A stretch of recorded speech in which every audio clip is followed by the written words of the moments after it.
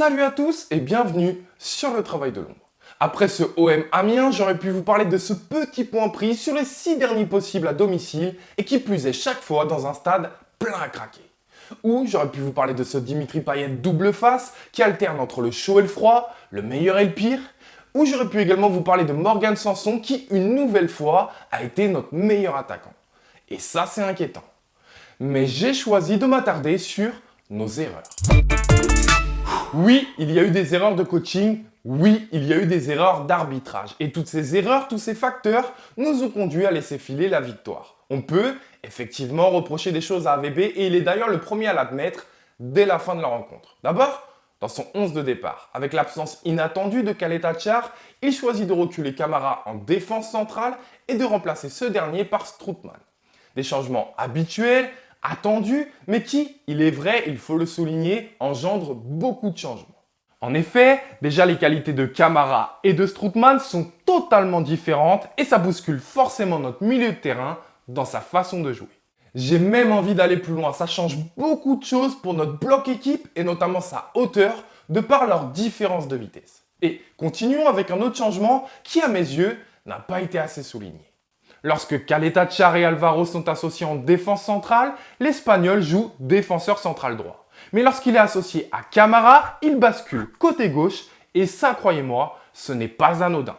Donc vous le voyez, pour une absence, on se retrouve non pas avec un changement, non pas avec deux changements, mais bel et bien 3 changements et une défense centrale qui devient en fait complètement remaniée. Pourquoi ne pas opter pour Perrin, qui, même s'il n'a jamais été associé à Alvaro, a joué son dernier match contre Toulouse en tant que défenseur central gauche. Ça s'entend parce que de cette manière, on serait sur du poste pour poste, ce qui bouleverserait beaucoup moins l'équipe. Mais bon, facile après coup. Imaginez-vous un seul instant si le minot était passé complètement à côté de son match. Et puis, aurions-nous le même discours si on n'avait pas encaissé ce but à la 95e minute? Pire, on serait capable de parler de coaching gagnant avec un Strootman qui a été plutôt bon et qui est en plus auteur d'une passe décisive.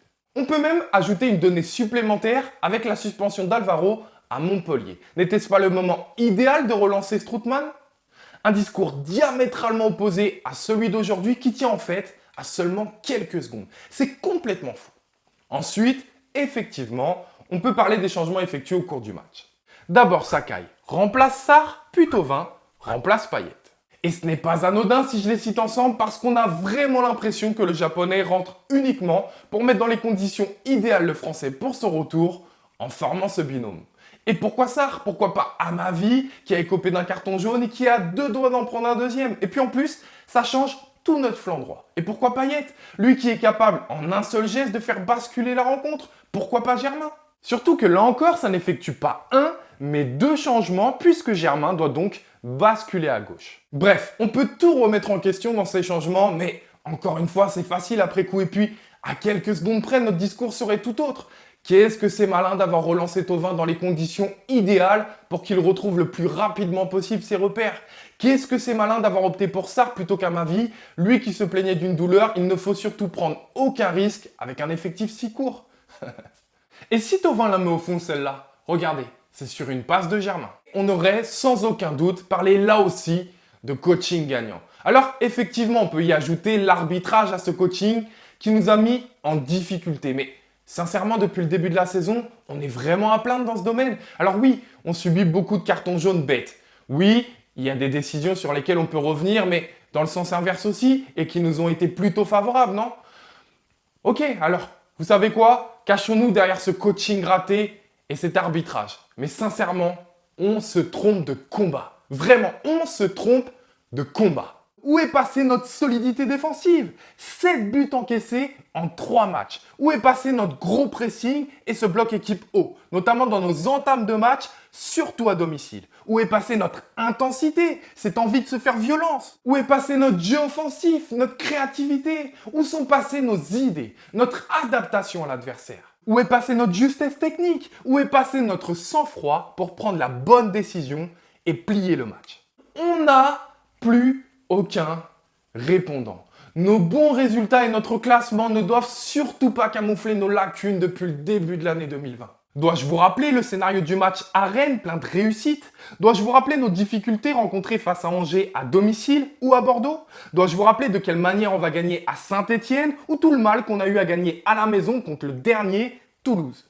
Dois-je souligner qu'à Lille, le match bascule en 2 minutes, qu'à domicile contre Nantes, on n'a pas vu le jour et qu'à Nîmes, là encore, on s'en sort bien. Il n'y a qu'à Saint-Étienne que l'on a réussi à gagner avec 2 buts d'écart et encore, ce second but intervient à la 85e minute.